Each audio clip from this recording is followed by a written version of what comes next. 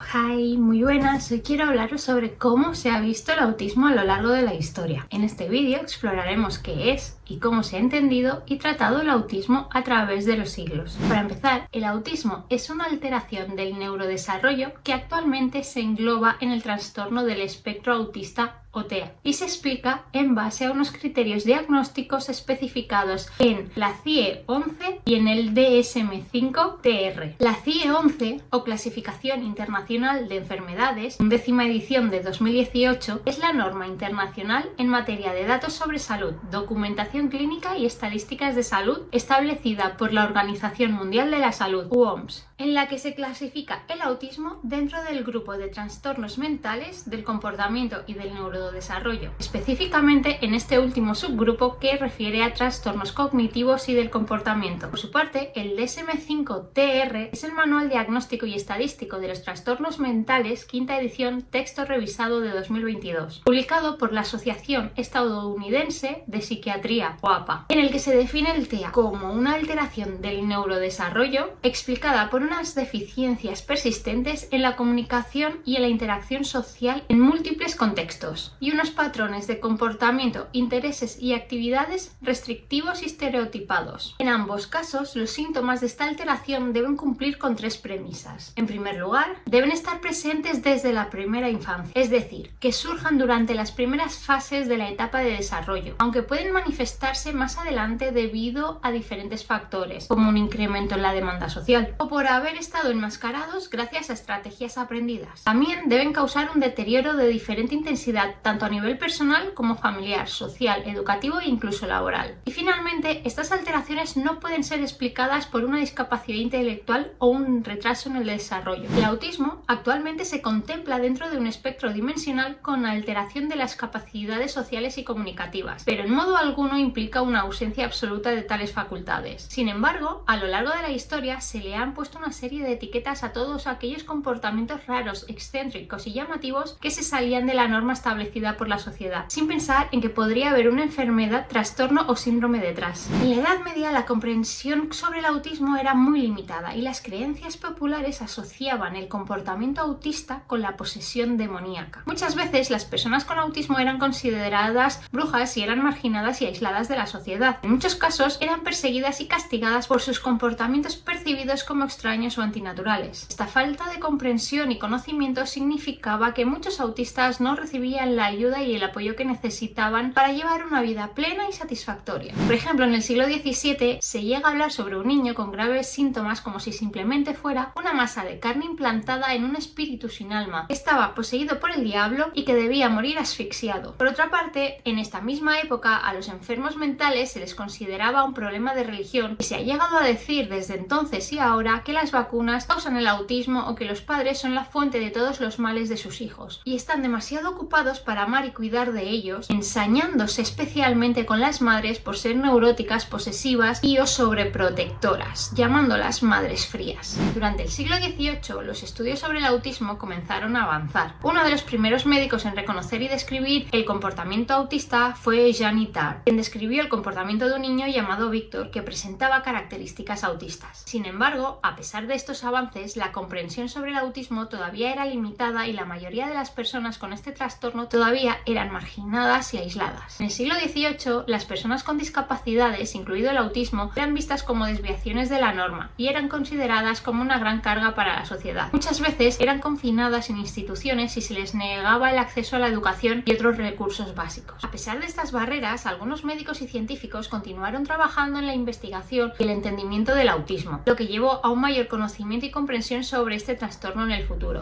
Durante el siglo XIX, el conocimiento sobre el autismo continuó evolucionando. Sin embargo, los autistas continuaban siendo confinados en instituciones y continuaban sin acceso a la educación ni otros recursos básicos. Además, durante este periodo, los métodos de tratamiento para el autismo todavía eran inciertos y muchas veces ineficaces. Algunos médicos y científicos intentaron tratar el autismo mediante terapias terapias poco convencionales, como la electroconvulsión y el aislamiento social. Pero estos métodos no eran efectivos y a menudo causaban más daño que bien. Con el paso del tiempo fue evidente que era necesario crear una clasificación internacional de enfermedades mentales, pero no se empezó a realizar seriamente hasta 1852. En 1867 se estableció una clasificación en categorías de locura, entre las que destaca la idiotez, grupo en el que se encontraban los niños que ahora serían TEA, diagnóstico utilizado incluso en informes del año 1933. Y por su parte, la primera edición del CIE no apareció hasta 1893 y la del DSM en 1952. Durante el siglo XX, la comprensión sobre el autismo experimentó un importante progreso. En 1943, el psicólogo infantil estadounidense Leo Kanner describió por primera vez el trastorno autista conocido como el síndrome de Kanner. Este fue un hito importante en la historia del autismo, ya que ayudó a establecer el trastorno como una condición distinta y separada. En la década de 1970, la investigación sobre el autismo comenzó a centrarse en las causas biológicas del trastorno y se hicieron grandes avances en la comprensión de la neurobiología del autismo. Estos avances ayudaron a disipar la noción errónea de que el autismo era causado por la falta de amor y establecieron el trastorno como una condición neurológica. A lo largo de las últimas décadas del siglo XX, la comprensión sobre el autismo continuó evolucionando y se hicieron grandes avances en la investigación y el tratamiento del trastorno. Se establecieron programas de educación especial y terapias efectivas para ayudar a las personas con autismo a desarrollar habilidades y alcanzar su máximo potencial. En general, el autismo ha pasado por muchas definiciones y con poca claridad en sus síntomas. Se le ha denominado psicopatía autista. Durante décadas se ha confundido con la esquizofrenia infantil. Incluso en el CIE-8 de 1967 y en el DSM-2 de 1968 se seguían tratando a los trastornos autistas como una forma de esquizofrenia. No fue hasta 1979 cuando la OMS se refirió a autismo infantil, excluyendo la esquizofrenia infantil y creando una nueva categoría de otros trastornos generalizados del desarrollo o TGD, aunque todavía dentro de la psicosis infantil. Una clasificación similar tomó el DSM-3R en 1987, en el que dentro del TGD incluyó el autismo infantil de Kanner. En un intento de diferenciar la sintomatología según su gravedad, se introdujo el síndrome de Asperger en el grupo de TGD en el CIE-10 de 1992 y en el DSM-4 de 1995. Sin embargo, este siempre se ha visto demasiado cercano al autismo, por lo que en 1998 se propuso unificarlo en trastorno del espectro autista e intentar arreglar el caos existente con tanta nomenclatura y sintomatología, diagnóstico que finalmente fue incluido en el DSM-5 de 2013 y el CIE-11 de 2018,